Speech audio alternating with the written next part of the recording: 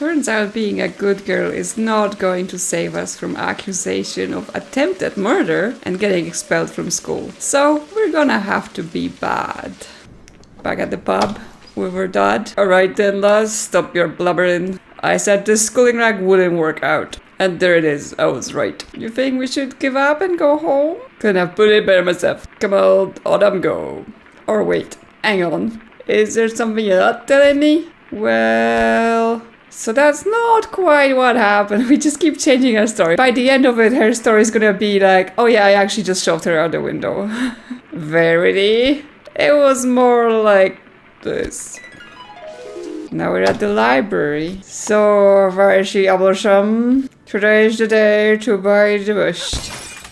Okay. We're still with this. She broke the window and jumped out. So our objectives are... Yeah, can I make it for the whole assembly? Can I stop Louisa from blaming me? Of all the things, why did Louisa jump? Where can I hide my hockey stick? Yeah, I don't think I can afford being good anymore. Yeah, let's grab the hockey stick. Yeah, the stick is on the floor. She flagged it down before she... Oh, it's too terrible. Yeah, so we can see what we've done before and we can just replay it. So we want to pick up the hockey stick. Yeah, it's the famous stick for the best girl, except it's not, because this is our terrible stick that they give to the poor girls on scholarship. And yeah, well, now we're somewhat silly, but we're gonna hide the stick. So no one thinks we did anything. Behind the bookshelf, maybe? Yeah, I can probably slide it behind one of these and pick up later. Which bookshelf we may have to remember. Austen to Dostoevsky? Sure. Hopefully everyone will be looking at the books themselves. Perfect. No, I better do the same myself. Don't want anyone finding me in here. Okay, yeah. If we inspect the window, which was what we did last time, we got glass in our hair, which then makes us look guilty as well. So let's just leave. I have to find Matron. She'll know what to do. Just then the library door creaked open. Cripes. Very okay, and we probably have to stop her from freaking out because that also didn't end well for us. Bridget? Very? Yeah, I'm not here. You can't see me. Goodness, aren't you? Mirrors, is it? No, you're dreaming. Oh, am I? Matron says I sleepwalk sometimes. Funny sort of dream this. You should sleepwalk back to bed. No thank you, I came to get a book. Although if Matron thought she saw you here, you'd get a demerit all the same. Even though you aren't. She's got bigger problems today. Oh, because the window. So did you were getting a book? I was. But did you? I didn't do anything. We're just gonna deny. Then why are you in the library? You're not usually in the library before knock-up. I am. But you're not. It's strange. I came to get a book. We're turning cheeky. A little cheek well applied can go a long way. Really? Which book? I give the bookshelf a quick side eye. My snails! Party fair. Sorry, what did you say? I said the wives of the mice. The mystery of Albert Buncombe, definitely. I'm sorry, I think there's something wrong with my ears. Say that one more time. Doesn't matter. Maybe you could just show me the book? I didn't get it yet. Oh, so that's why you don't know what it's called. Bridget shakes her head sadly. Anyway, I'm glad you're alright, Ronnie. I've never been better. That's very brave considering... Considering what? And people say I'm short-sighted. I'm going to get my book now because I really don't know what's going on. And she turns away and goes over to one of the shelves. Oh, this looks like a corker. Bridget pulls a book from one of the shelves. I've not read this one before, but I have a feeling I'm going to love it. Suddenly there comes a shout from the garden below. By the living Christ and all his concubines! We want to both stay away from the window, but also we want her to stay away from the window, because if she looks out the window, she freaks out. What book did you choose? A History of a Lesser Sandwich by Harold Montague. Something light. What is it about? Here's how it starts. The most famed Earl of Sandwich is of course the fourth who gave his name to that quintessentially English hors d'oeuvre. But here I shall be writing of his lesser-known grandfather, the third Earl, who by all accounts, including the one you now hold, was said to be insane. I bet it'll get better from there. We can talk to her some more, yeah. Do you come here every morning? Most mornings. No one's here, it's quiet. Oh, by the way, Fifi in the 6 was looking for you. I saw her in the quad when I came over. Fifi, the prefect? That's right, Louisa's friend. She just asked if I knew where you were, which I didn't. But I said I'd tell you if I saw you. See you in the chapel, Verity. With that, Bridget trots quickly out the room. She's left, and we're also gonna leave. I need to get myself out of trouble. Okay, now we actually get a choice to go somewhere, because previously they would just drag us around somewhere. But let's see where we can go. The chapel, yeah, it's not till 9. We can go get Matron to help Louisa. We can't go outside. We could just go back to bed, but that's how the first run starts. So when we tried to get our roommate to cover for us, but our roommate was like, oh no, you weren't there when this happened, so we don't trust her. But I guess we can go in the quad and see what Fifi wants. I mean, she wants a role in the play, we know that, but let's see. Yeah, in the middle of the school quad stands the statue of nun Jenny, founder and patron saint of the school. Yes, is this a pregnant nun? Fifi and Susan are here. There you are. Fifi pokes me in the shoulder hard. I've been looking for you, rat. But before Fifi can get going on her speech, little Susan races right in front of her. Ronnie! Excuse me? Oh, don't fret, I'll only be a moment. She's more or less jumping on the spot. Oh, Ronnie, isn't it exciting? What is? You big silly.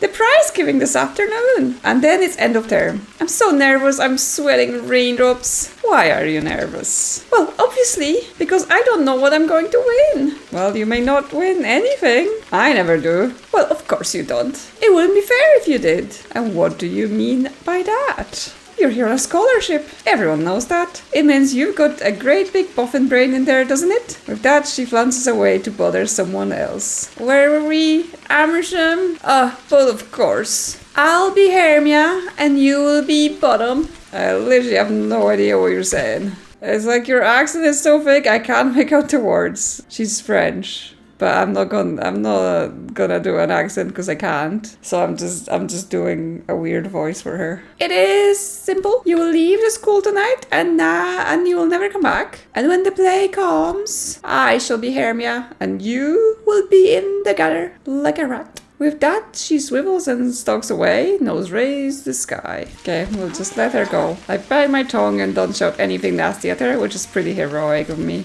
And stalk to the Nan statue. Hello, Nan Jenny. I hope you're not too tired today. Oh, you have no idea. It's exhausting, but when I sit down, my back hurts. I can't believe this is normal.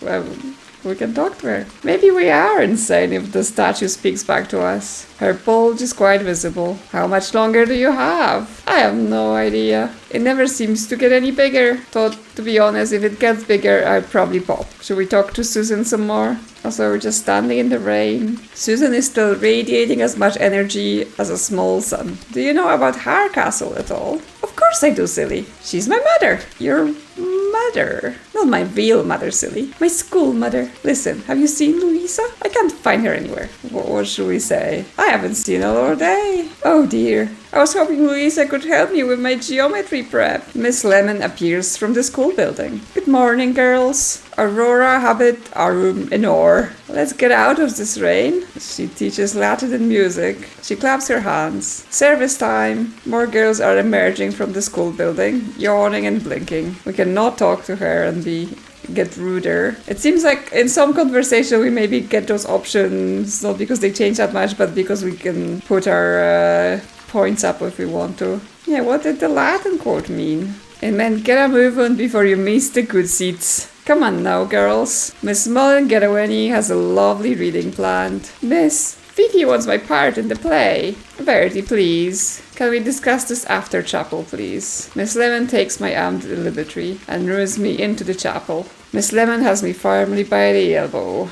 We're going in the chapel with everyone else. So we'll see if they tell on us again. Natty's here, sitting quietly in a pew at the back. Several other girls are here already too. Okay, we're not gonna run away, but let's look at the pews. We sit in these pews for assembly and prize giving and Sunday service. There's a lot of scratched in graffiti. And let's just sit down. Fifi Vaudeville is sulking off to one side. Behind her, Susan Macabrush of the second is waving madly at me. Psst, Ronnie, over here. Natalie is slumped low in a pew in the furthest corner of the hall. And Bridget, of course, is up at the front. Who should we sit with? So we haven't spoken to Natasha at all this cycle. So maybe let's try her. I slide in next to Natty. There you are, you rogue. You were not in the room when I awoke. Yeah, so she now knows we were in there at all. You have been wondering, I fear. But even when we were there, she still was like, oh, well, you weren't there early enough. It's like, you were asleep, how do you know? You were sleeping for ages. You were snoring like a dog with its nose in a bucket. This I cannot accept. I do not snore. At most, I sigh for the pain of my terrible existence. You will never understand. Just then, the great door opens and the owl appears. Miss Mullen-Getaway herself. She swoops to hold behind the lectern and the dais at the front of the hall. Good morning, girls. We will begin with the school song. On your feet. What happened to you? Oh, Ronnie, darling. I do love you, but it's too terrible to speak of. Sometimes Nat talks like she's in love with me. The owl casts a Death Star across the hall. Everyone is getting their feet to sing. Okay, well, let's stand up so they're not suspicious of us. I get to my feet. Natasha is still holding my hand. Now, Miss Lemon. Yes, Miss Mullen-Getaway. Miss Lemon begins to bang out the tune of the Camptown Races on the old school piano. Yes, they sing a song about going to school, and we're just gonna pretend we're singing. I'm like a ventriloquist doll. Yep, singing. Natty nudges my arm. Look, over there, do you see? She's pointing at one of the walls covered by tapestry of a child water bearer. The tapestry of a girl carrying water moves. What? The tapestry, it moved. I think we have rats here. I continue singing. Okay, well, let's watch the tapestry then. She's right. The corner of the tapestry lifts for a moment, as though someone was peeking out. Song continues. Everyone sits down again. Now, girls, I have something truly devastating to share with you all. Please brace yourselves. There will be tears. Natasha isn't listening. She's staring at the wall. Yeah, let's just sit nicely like we don't know what's going on. The rose window in the library, as enjoyed by Nan Jenny. The window that has graced this site since the 15th century. The stained glass window that is said to have been built by the magnificence of God himself is no more. There's a collective gasp around the hall. It has been destroyed. Bridget glances quickly back at me, but says nothing. This is extremely serious. Should anyone know anything, my office door is open to you. The owl chokes back a sudden tear. My tears. And just like that, assembly's over. The owl sweeps out of the hall. Okay, we've made it. We didn't get dragged out of the room. The room is filled with mutters and whispering. So it is finished. Come on. Fifi is on her feet in a moment. She rushes towards the door, elbowing her way through the other girls. So we just talk to Matron, like again, we're just concerned. Matron, can the window be fixed? I shouldn't have thought so. And even if it was, it wouldn't be the same. God made that window. The other girls are buzzing with gossip as they leave. Matron stomps off. Miss Lemon hurries away out of the chapel door. Natty nods once to the altar before she turns and leaves the hall. I'm going to find out who smashed that window, and I'll let them have it. She rushes away. And then the place is quiet once more. Yeah, let's look at the tapestry then. The walls are hung with a lot of old tapestries. I've stared at each one in some sort of detail over the years. Yes, the girl carrying water. This is the tapestry Natty pointed out to me. The water girl is beautiful, but her bucket looks heavy. Yes, look behind it. I pull back the edge of the tapestry to find an old fireplace. When you look in the fireplace, it's a large hearth big enough to hold a traveling trunk. It doesn't look like it's been used in years. There isn't even a grate. It seems to open directly into the chimney from below. Yeah, let's stick my head in and look, we'll see what's there. I stick my head into the deep fireplace. Hello, there are rungs here. We can climb to somewhere. Secret tunnel. Let's go. Oh, very why. Yeah, the ladder descends into a dark space, and halfway down the rungs disappear. I drop the last few feet to a cold stone floor. I can't even see where I came down from now. The tunnel roof drops low here.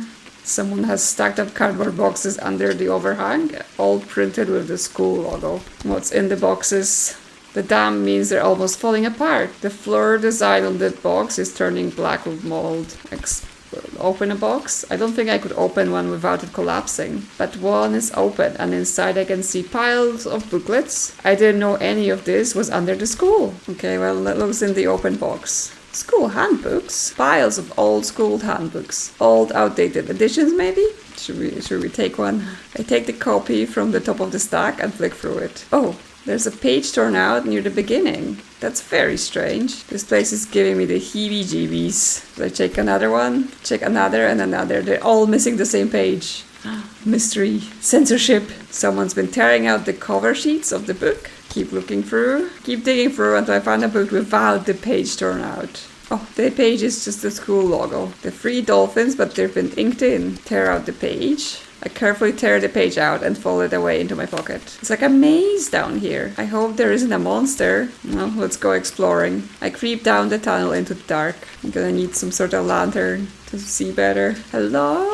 This passage opens out into a wider tunnel, left and right. Okay, well, where should we go? Turn right? I go right. No, wait, that was left. Great, I see she's got a great sense of direction. This is where the cardboard boxes are. Okay, well, let's try go the other way. Which way was I heading before? I'm back at the main tunnel. From somewhere in the distance, I hear the sounds of flapping wings. Okay, so turn left. Was that right or left that time? Oh no, she's getting confused. For a moment I think the tunnel ends here, but then I make out a smaller opening cut into the right wall. Okay, let's peek around the corner. I tilt my head to peek around the corner. Can't see anything.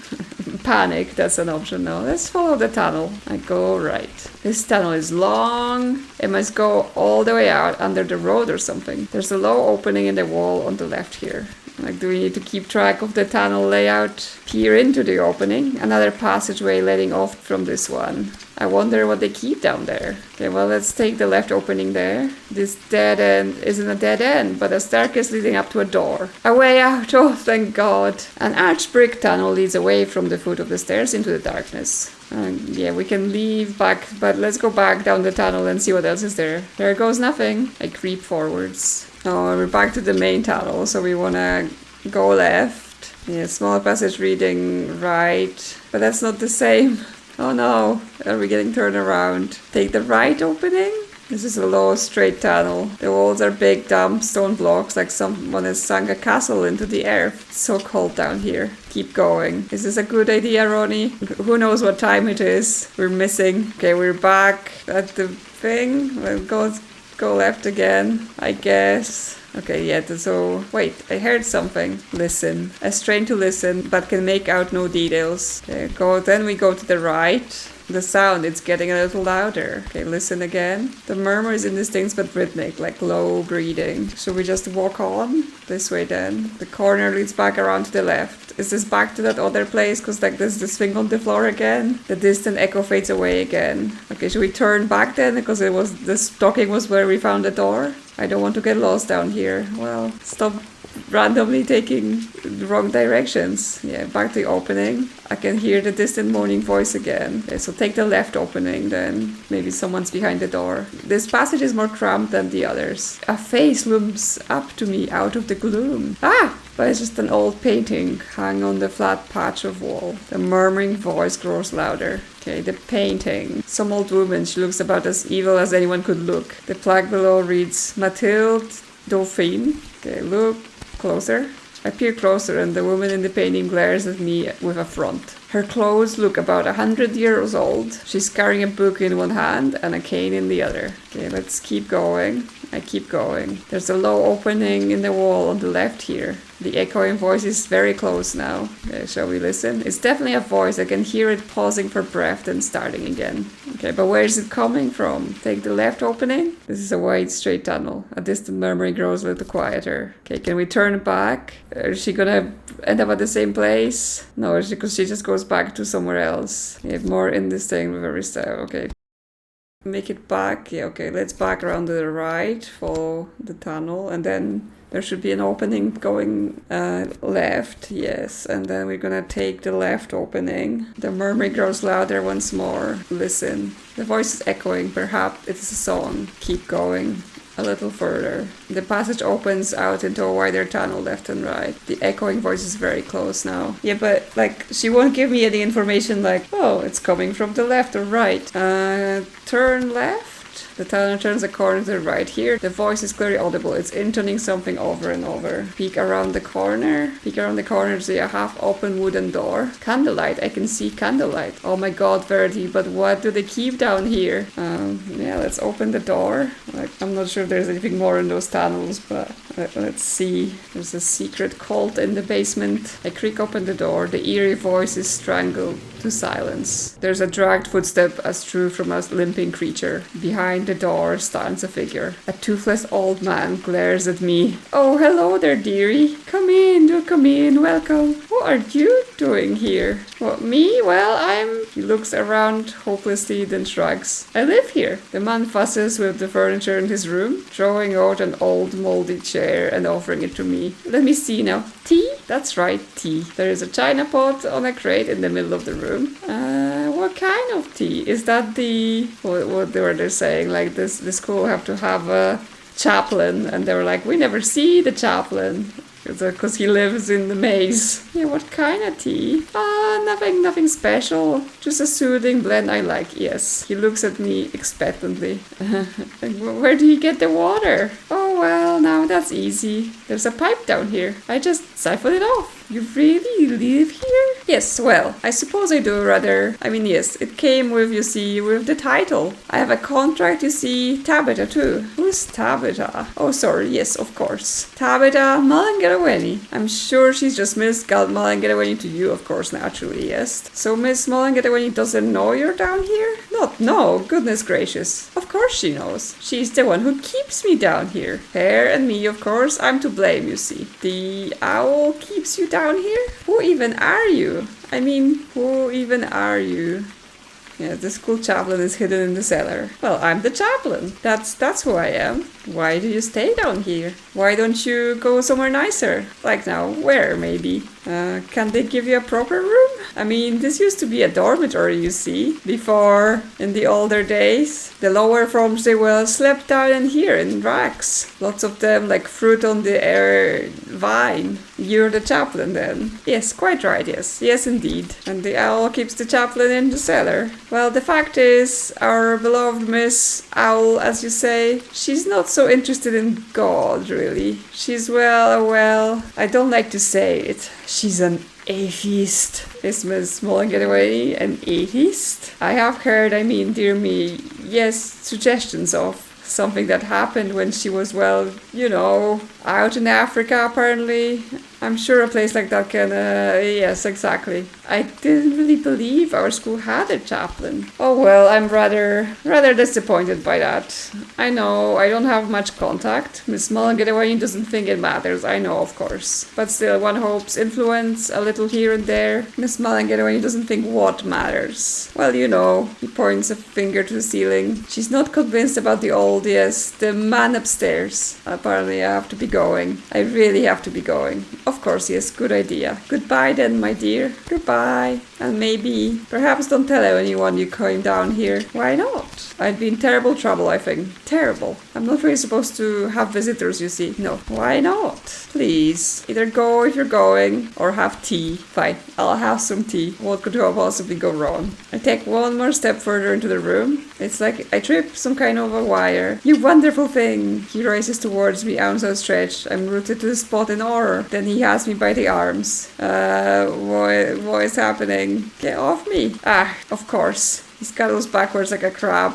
and curls up into a ball, sobbing. I don't waste another moment but turn and flee. I don't stop running until I do, and then I have no idea where I am. We're back in the tunnels, and yes, apparently the chaplain's in the basement because something not right about him. Take the right opening. I don't know where I am now.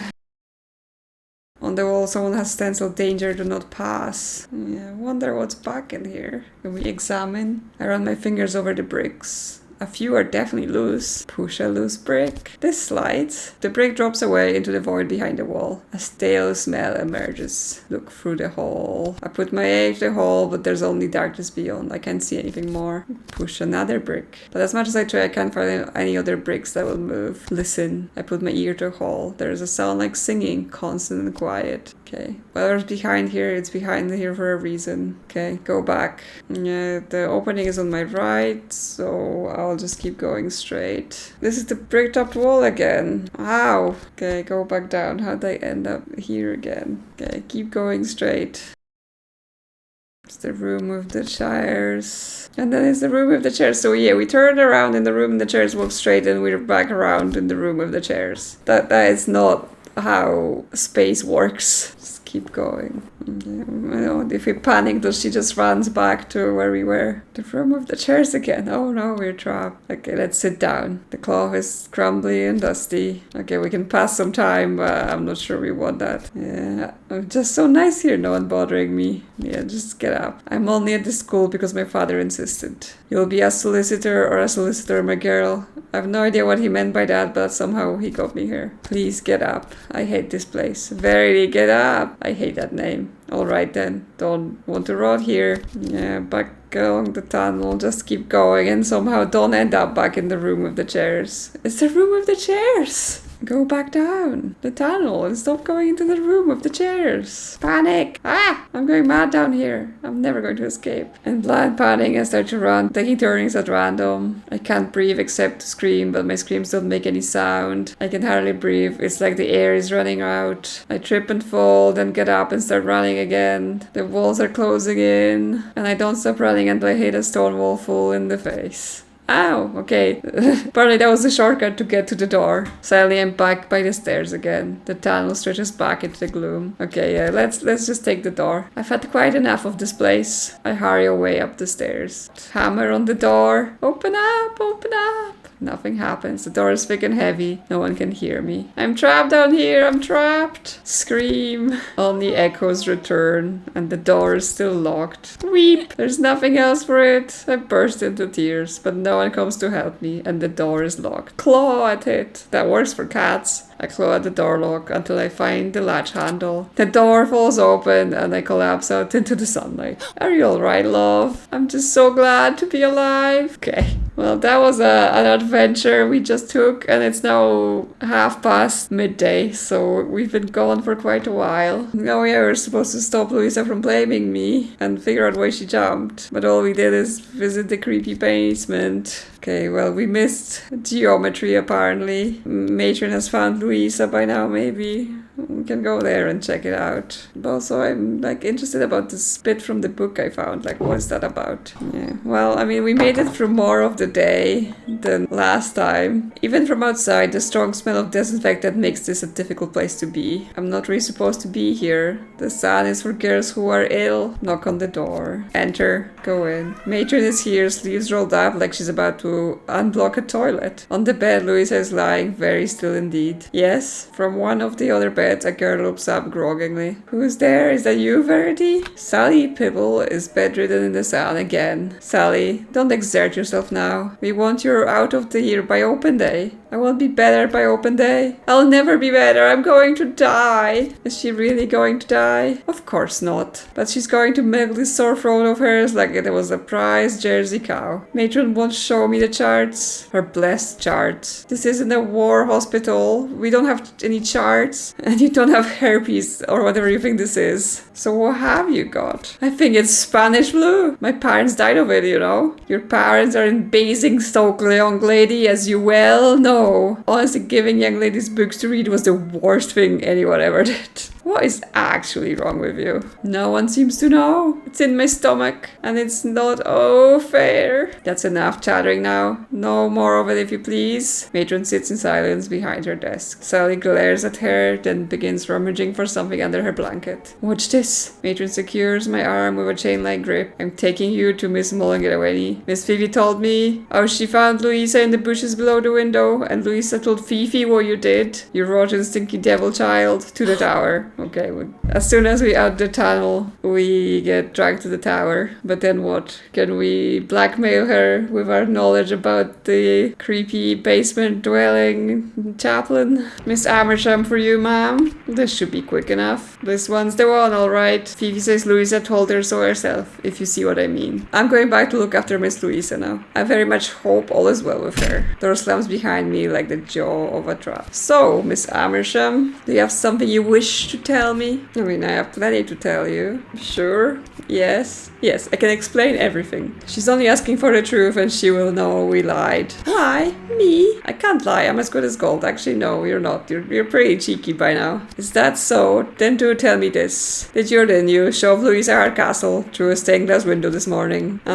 Give me a moment to think. Verity. Just then the door opens and Miss Lemon puts her head inside. Sorry to interrupt, Tabitha. I just wanted to apprise you of something. I found Verity's stick in the library, hidden behind a bookcase. She must have hidden it after... Yes, well, I mean, we did put it there, but we can say we didn't. I didn't put it there. Be quiet, Verity. There was glass sticking out of it. Thank you, Christine. Right. Well, goodbye, Verity. Miss Lemon sips quietly away. You really think I pushed her? Now, why would you do a thing like that? I wouldn't. And yet, here we are. Let's not waste more time on pretenses, shall we, dear? Louisa is trying to land me in the soup. I'm certain of it. If that's a crack about my name, Amersham, you're not doing yourselves any favors. Yes, apparently the Miss Mulligan's name is something to do with some sort of Welsh soup? I don't know. Never heard of it. Tell me, Verity, what does it say on the front of the school? Yeah, it's a school for promising girls. Exactly. And I find myself asking myself, Verity, are you promising? And if so, what exactly do you promise? I'll do better next time. Promise? Personally, Verity, I'm choosing to hope you're as guilty as sin, because otherwise you're as limp as they come. Quite frankly, the education board don't like it when we expel scholarship girls, but I think I have enough against you to satisfy even them. Your father will be here this afternoon for the prize giving. He will take you home as soon as he arrives. Until then, you can remain here, where you can do no more harm. Yeah, this is a pile of cow dung. I wouldn't know I come from a moneyed background. You're a pompous windbag. Yes, you're a spiteful crone.